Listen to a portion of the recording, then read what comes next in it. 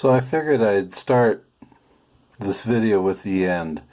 This is the stone that I cut today, and very quickly and on camera, so I'm still very happy with it. It's not the greatest. I still have to go in and touch up a few areas to pull out some more color. But for going very quickly and showing you what I'm doing, I'm happy with it. Even girdle.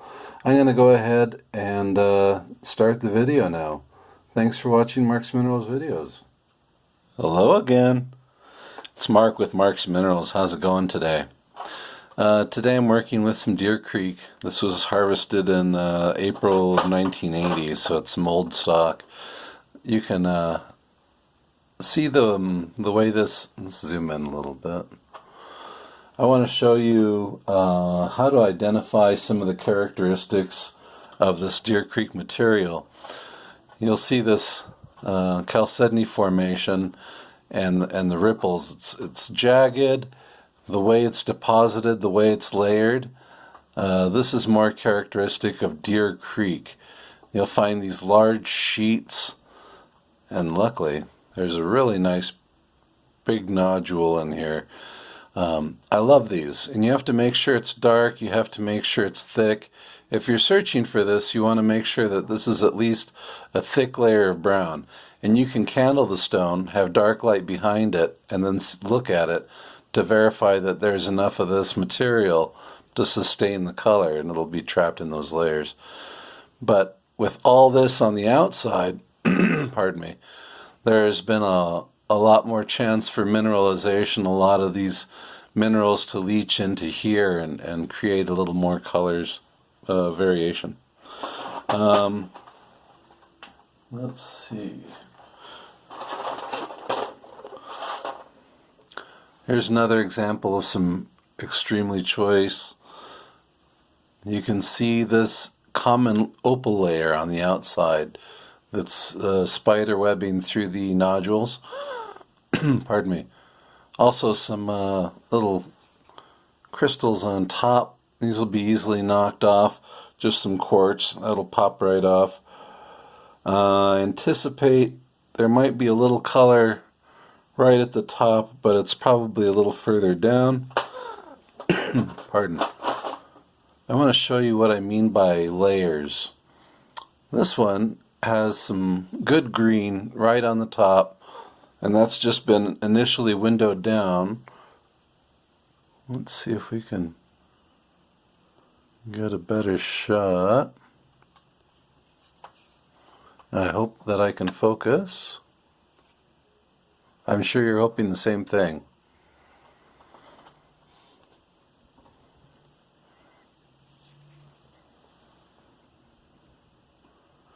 In here, if this looks easy, it's not as easy as it seems. Just kidding. Alright. Nope, this isn't going to work either. Okay. It's not going to stay in focus for very long. I've been playing with it, and I'm going to try to splice something in. But when I say banded layers, you can kind of see these little ridges in there. And right where that common line of opal is, there's going to be another layer. Right above my thumb in there is going to be another layer. You can see it through here. And then there might be some right underneath the white, right underneath that common opal there.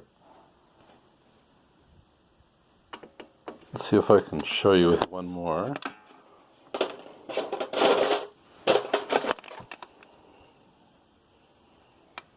Okay, you can kind of see this circle here. Gosh, I wish I could. On the outside, you'll see a spray, almost like rays of the sun. That's called those little sagonetic pins, those little dots of sagonite, and you can see how they form. In nature, a lot of these formations are going to maintain structures that you'll see. It's like a little shrub down here, mountains, ridges, streams. Just think of how nature deposits, or how nature is deposited, And that's going to be how these layers of color are deposited. It makes it a little bit easier to track when you're in there. Alright, I'm sorry in advance for the noise that it's going to cause. And again, I searched through all the Deer Creek and realized that, just for the sake of argument, this old stock Mexican Aguascalientes is going to be much easier for me to demonstrate the grinding and carving on. One, because the matrix is already aged out. It's a lot more brittle, easier to flake off. A lot of this work I come in and I can do with dental tools. You can see that you can do a lot of the work if you just soak the rocks overnight, and you can get in, break off that mud, break off that clay, some of those quartz crystals, and start to expose the agate. You see, it's really much more forgiving that way. So, for the sake of being able to show something quickly, and if there's any small pieces, I can still go through and get them off with the grinding bit. I wouldn't worry too much about the bottom for now. It's really not important. You can always address the bottom after you've figured out what your color layer is, what you're going to go for on top. So for the sake of argument, let's just call that done and get into it. Okay, I've got a nice little steady drip of water. At this point you should be wearing a mask. You shouldn't be wearing any big jewelry or loose-fitting sleeves or clothing. Anything can get caught up in this. Be careful. Wear eye protection. I've got a plexiglass screen to protect me, but most of the time I'm still wearing a mask and I'm still wearing eye protection. Alright, this part gets loud, so forgive me for that.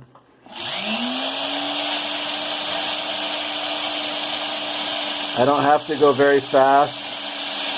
I'm going at a slower speed.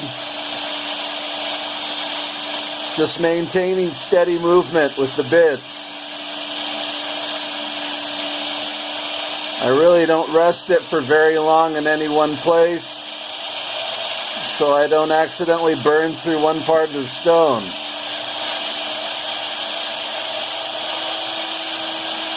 I'm going to try to maintain the contours of those bubbles.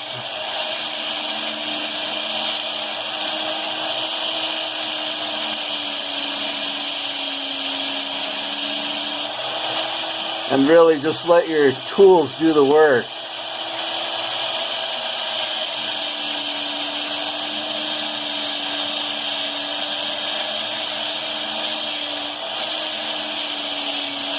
This isn't a great part to be rushing through. Some people are so eager to get the outside layer off that they wind up breaking into the rock, the agate itself, and ruining some very good color. I know this from personal experience. I've done it myself, so hopefully I can avoid it in the future and help you avoid it.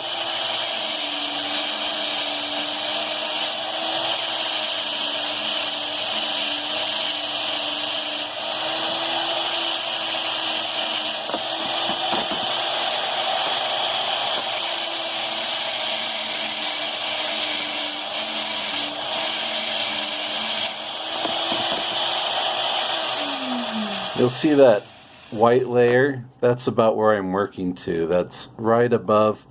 There's that white common opal, then there's a thin clear layer of chalcedony, and then underneath that thin clear layer is where the color bubbles are. So that's why I'm going to try to go to this thin clear layer and then stop. So I'm giving you an idea of what I'm doing, but otherwise it just gets loud and monotonous, so we'll clue back in when most of the top is done. Be right back. Welcome back. Okay, so you'll see how much rock I've taken off the top. I was able to clear off most of that layer. That's what this stuff is. That's why the water is so brown. Most of that rock is suspended in there in this muddy sediment. So that's the reason I like to use as much water as I do, because it really does reduce a lot of the dust. Some people don't use as much water. That's fine. That's up to them. Personal preference. Okie dokie. So I've windowed it down to this, and that was with a coarse wheel. These are the Lasco. They're diamond bonded. This is a coarse. This is a 80 grit wheel. They last a good long time. They're not diamond through and through.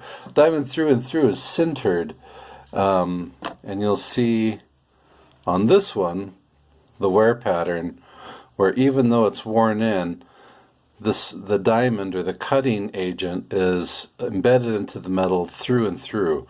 Whereas on this, there's just an electroplating on the outside. Sometimes it's thickly electroplated, sometimes thinly.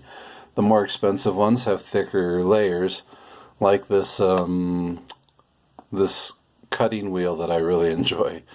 These Lasco cutting wheels, this one's an 80 grit. I think they have a 40 grit, 80, like a 120. These are Diamond Pacific tools, and they're beefy. They really rip through material quickly. You have to be careful.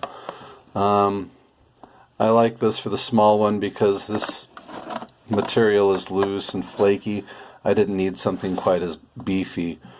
But now that I've exposed that, I have to decide which bit I'm going to go with. Let's see. Eeny meeny. I'm going to go with this this little one to try to get a little more detail. That one's also coarse.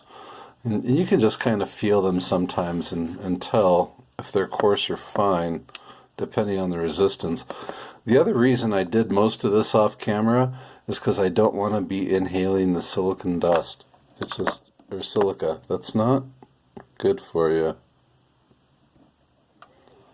Let's see what I can get done while you wait. Do you have enough water? There we go. Alright, let me get my magnifying visor.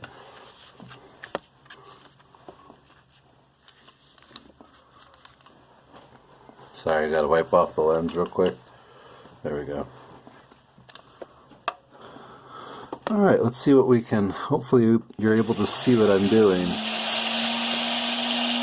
I'm just going to get a little bit more detail and kind of define those valleys. What I mean by valleys are, there's peaks and valleys in the stone, just like a little mountain range. And if you think about it like that, it'll allow you to go in there and clear out those little riverbeds until you can see the bubbles beneath. You don't want to break through yet because we're still working with a coarse bit. You just want to be able to see them, get past the clear layer. You can see it's starting to kind of go through here.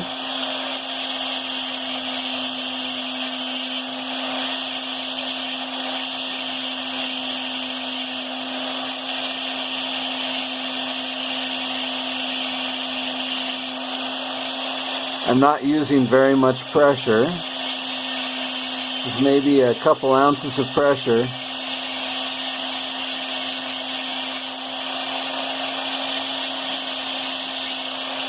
And I'm choking up on the bit because I want to maintain control over where it's working, where it is.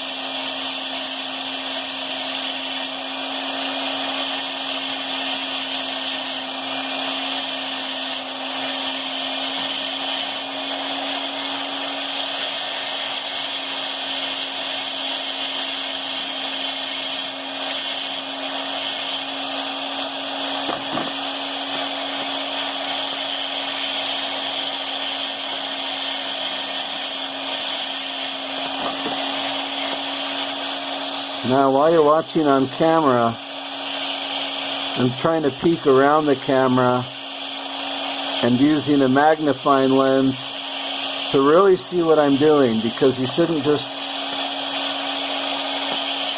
just be winging this. You've got to make sure you're in up close and looking at what you're doing. Try to stay consistent as you follow around those bubbles,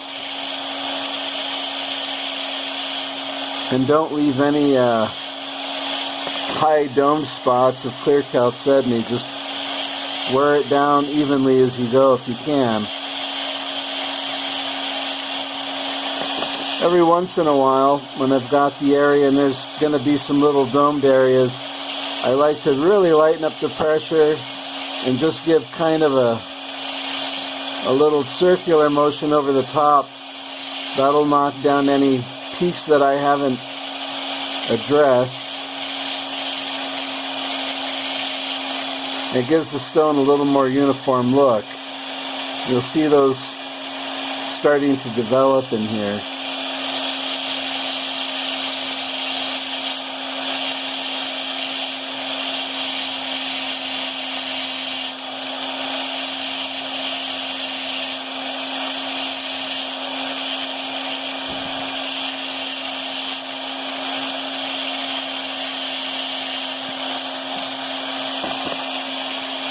Every once in a while I douse the stone, even though I have the water drip, sometimes just to wash off any excess mud or clay.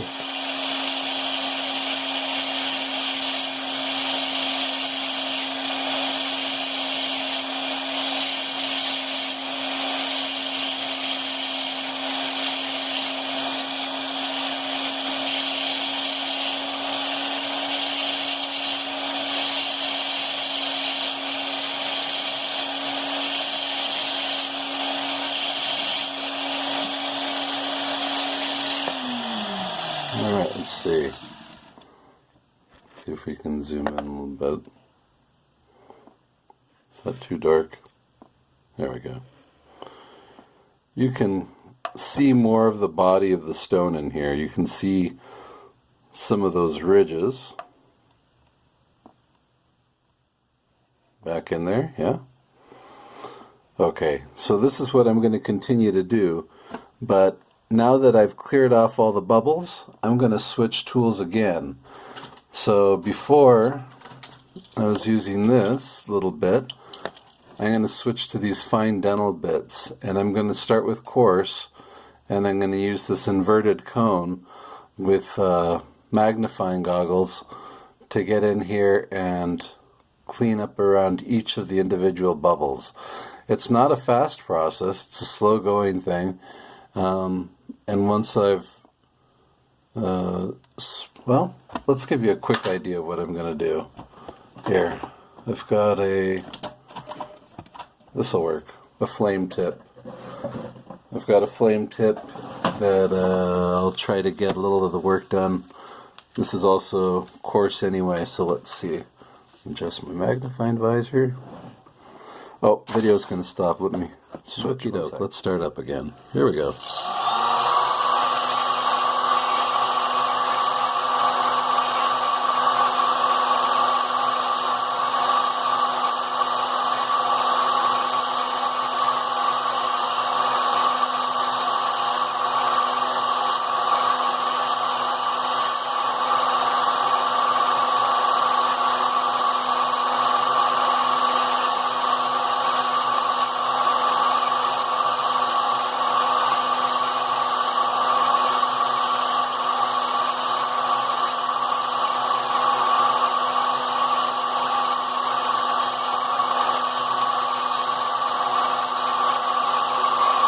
Oops. I'm going to try to make sure I stay in focus, but it's not the easiest.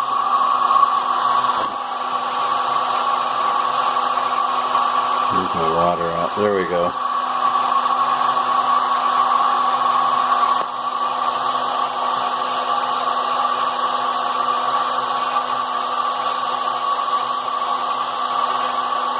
And where I'm working are the areas that are dark brown. I want to work down the dark brown areas until they become lighter, and I know that it's the bubble underneath that I'm seeing, not the darker chalcedony layer over the top.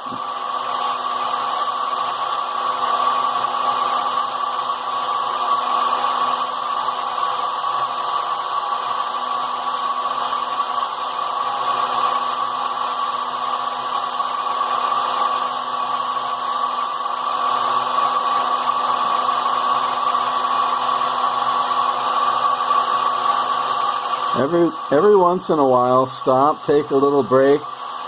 Not only stretch your hands, relax your eyes, but turn the stone around and make sure you're not missing anything.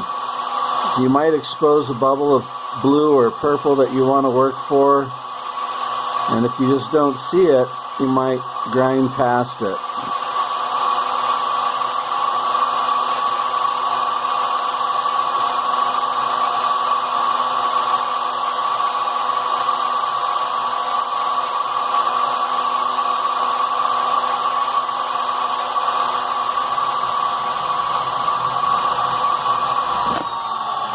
Okie dokie.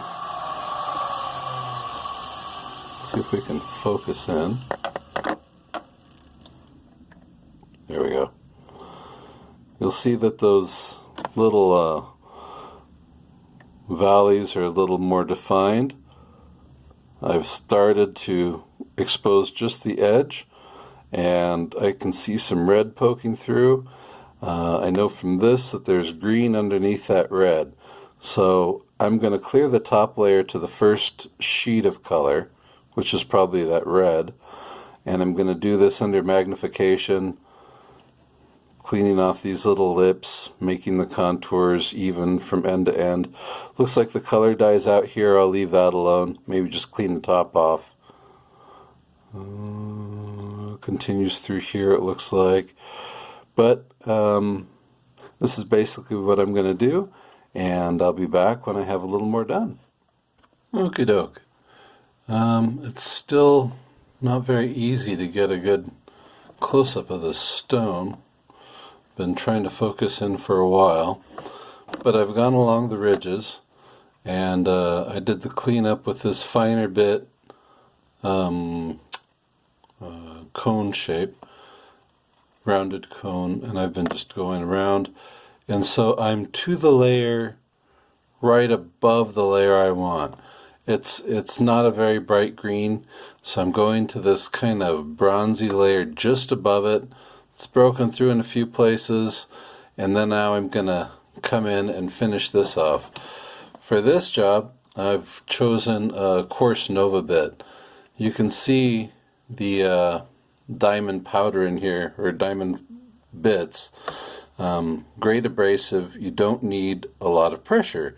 Just let the bit do the carving for you. Let the bit do the work. So you do want it to be extremely wet. You want, if these bits dry out, they get hot, it'll burn up the bit, and you'll have wasted they're not cheap, they're about $10 at $8 or $10 a piece, so you want to make sure that you're careful with them. Okie dokie, let's get the right foot pedal. There we go. And put on my visor. Try to stay in focus, give you an idea of what I'm doing. So I stopped at the layer just above the layer I want, because there's going to be scratches that I've left behind as I was cutting and carving. So now what I'm trying to do is basically let this bit do the work and remove my flaws, remove my errors and scratches.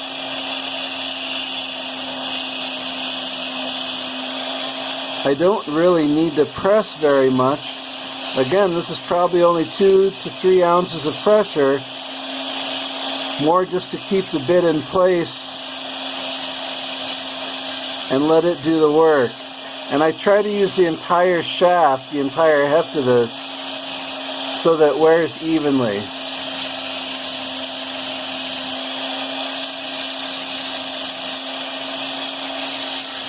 These bits last an incredibly long time if you take care of them. Most of your tools will.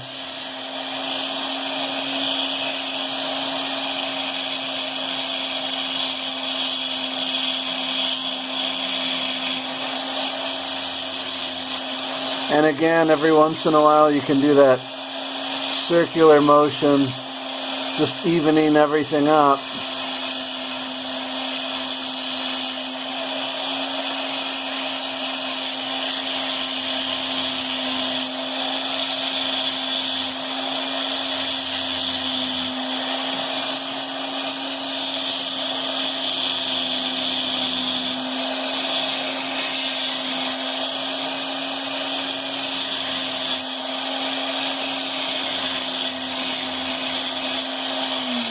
Alright, well, that gives you a better idea of what I'm doing. You can actually start to see a pink and green showing up, little orange right in there, and you'll see these micro bubbles. That's a really good key. That means you're right on top of the color. So I'm going to continue working over this, get through the whole thing, and then go for a polish. I'll be right back. Alright.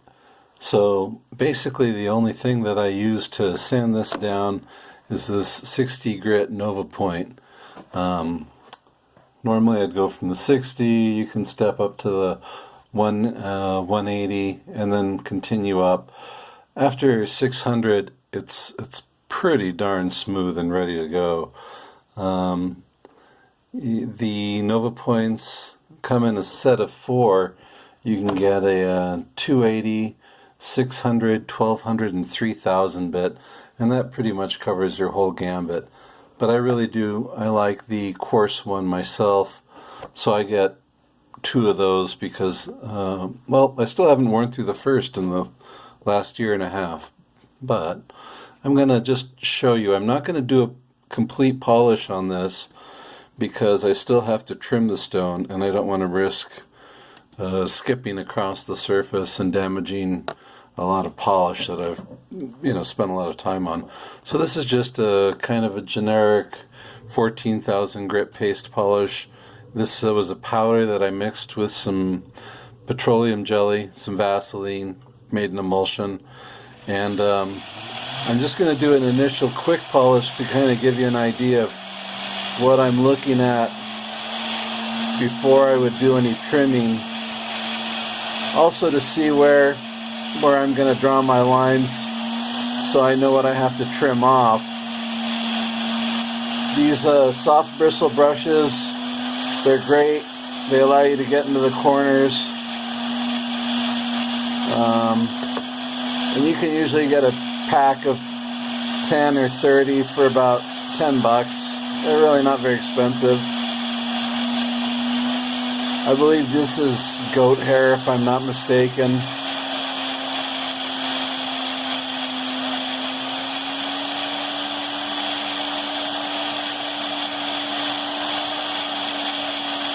Again, you want to keep the head moving.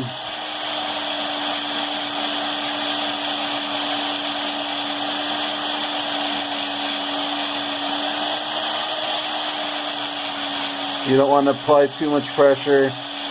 Don't want to burn through. And I'll do a more detailed polish once it's trimmed off. This was a quick stone. I just wanted to finish one beginning to end really quick to show you the basic principles of cutting fire agate.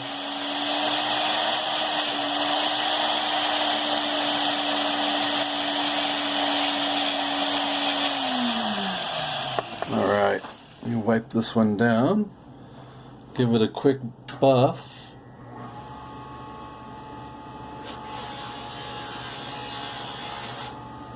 And let's see what we have. Oops. Alright. So you'll... Come on, focus. Come on, baby, focus for me. Here we go. You can start to see some of those colors that have popped out. There's a little more green to red. There's a little bit of yellow. There's some pinks and little orange. So I'm not really concerned about doing, hang on a second, I'm going to wipe that down better because there's more color than that's showing. In this case, a microfiber cloth comes in really handy. There we go. A little better definition. So once I have this, I can take my Sharpie, yeah, and then decide, well, this is where the color stops. This little lip is going to come off. I'm probably going to cut through this, cut through here, cut through here. This comes off. This little lip comes off. There we go. So I'm going to get a rough idea of what I need to do there. And again, it's going to get loud. Forgive me for this.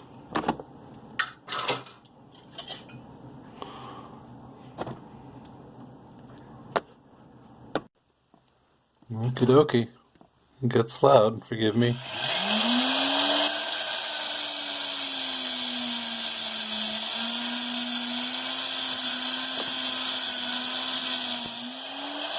I like steady, consistent pressure, not very firm.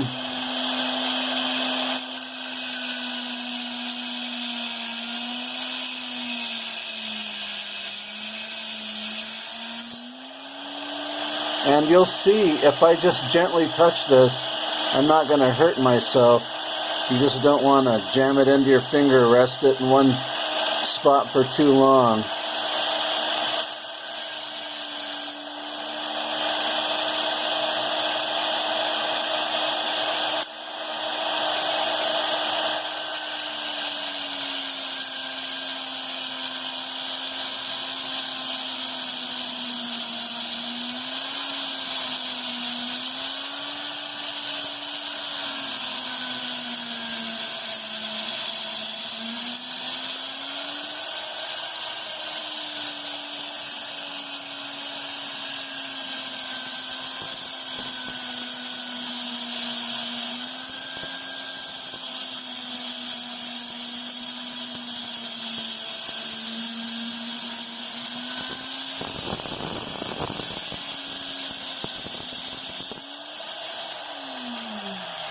Okie dokie. There we go. I'll do more cleanup after I dop it. But I just want to show you this is basically beginning to end. All my other videos cover the spots in between once this is done. I'll go ahead, maybe trim off a tiny bit more here. Once I have it on the dop stick, I can put on the dop stick and then rotate it against the blade this way to shape it and get my space, get my shape. Once I have my shape, then I can go ahead and finish polishing out the top. But there we go. Aguascalientes Mexican fire agate, beginning to end, care of Marks Minerals. Thank you very much for everyone who subscribed and liked. Please do so if you haven't already.